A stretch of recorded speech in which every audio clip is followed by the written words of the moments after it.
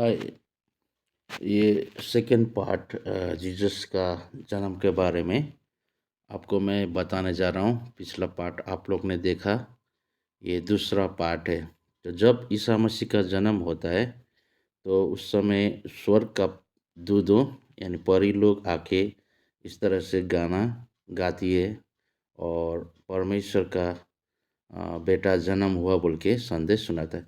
तो ये संदर्भ समझने के लिए आपको अ, ईसा मसीह का से आगे का कहानी को भी समझना है। ईसा मसीह ऐसे आके ऐसे जन्म नहीं लिया और आकर क्रूस पर मरा, 3 दिन बाद जी उठा, 40 दिन संसार में रहा और स्वर्ग चला गया। इस तरह से ऑटोमैटिक नहीं हुआ, लेकिन इसका कहानी है। जब हम लोग देखते हैं तो सृष्टि में जब परमेश्वर ने संसार को बनाया होता है, उस समय आदम और हवा जो पहले व्यक्ति था, वो लोग को बोला था कि तुम लोग तो बीज का फल मत खाना। मतलब उस समय बहुत सारे गार्डन में पेड़ वृक्ष लोग थे, वृक्ष थे, वो उस समय बीज का फल मत खाने बोला था। लेकिन शैतान आके उन लोग को फुसलाता है और पहले हवा वो फल खाती है, फिर आदम खाता है। इस तरह से वो बगीचा से उस लोग को निकाल देता है। तो वहाँ से एक ठो श्राप आदमी पे पड़ता है। यहाँ पे देखिए, अभी 3 ज्योतिषी आ रहा है, 3 वाइज़ मैन बोलता है बाइबल में। ये लोग मिडल ईस्ट से आया हुआ है यीशु मसीह का दर्शन करने के लिए। ये लोग यहूदी नहीं है, ये लोग ज्ञानी पुरुष होता है।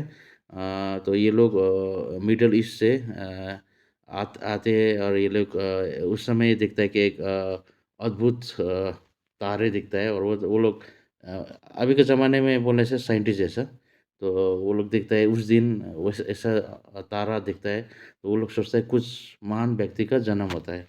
तो ये लोग इसी हिसाब से आते हैं। पहले ये लोग जाते हैं हेरोद राजा के पास। वो लोग सोचता है कि एक महान पुरुष तो राज परिवार में ही जन्म लेता है, लेकिन बल्कि वो लोग जाता है। लेकिन वहाँ पे नहीं पाता है, इसलिए फिर वो लोग को तारे दिखता है और बेथलेहम में वो तारे को देखता है। और भी इसी तरह से ये लोग 3 जन एक आके गिफ्ट देता है, एक आके गोल्ड देता है, सोन, एक आके देता है धूप और एक मुर्रा आके देता है।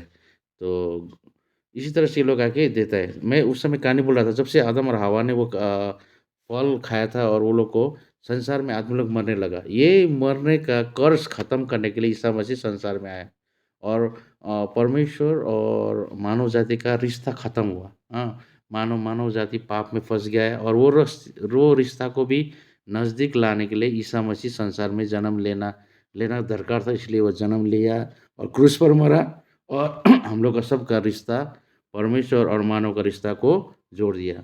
और जो हम लोग विश्वास करेगा, हम लोग का पाप क्षमा है और हम लोग का रिश्ता परमेश्वर के साथ भी जोड़ दिया। और उसने दावी किया कि आप उन्होंने मृत्यु को जीता। वो खाली क्रूस पर नहीं मरा, 3 बार मृत्यु को जीता। और बाइबल कहता है कि पुनरुत्थान और जीवन में ही हूँ, जो मुझ पर विश्वास करता है वो मरने से भी जी उठेगा। I am the resurrection of life. तो इसी तरह से हम लोग क्या पाते हैं, ईसा मसीह का जन्म कोई फ्लूक शॉट नहीं हुआ, ऐसे आके रैंडम आके जन्म लिए ऐसे नहीं। इसका कुछ उद्देश्य है।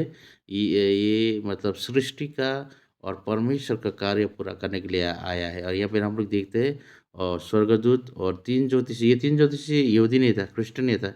ये लोग भी देखता है कि कुछ महान व्यक्ति का जन्म हुआ। उस समय महान व्यक्ति यहाँ पर जन्म और यहाँ पे एक तो कॉन्सेप्ट मैं आपको बताना चाहूँगा।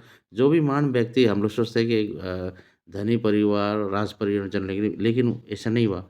वो तो एक बेथलेहम में जन्म लिया, वो भी दूसरा का घर में, और वो भी गाय का गोठ में बोलता है, हाँ, ये सेट में, हाँ, काऊ सेट में जन्म लिया। तो एक संसार का सृष्टिकर्ता एक साधारण आदमी होकर जन्म लिया है। तो फ्रेंड्स, मैं आपको ये बोलना चाहूँगा, गॉड लव्स एवरीवन। यहाँ पे हम लोग बाइबल में कहीं नहीं पाते कि खाली ईसा मसीह क्रिश्चियन के लिए आया। ईसा मसीह सबके लिए आया। कभी-कभी क्रिश्चियन लोग बोलता है ये मेरा चर्च के लिए है। नहीं, नहीं, सब सबके लिए। Thank you for so much for watching my video. Please subscribe.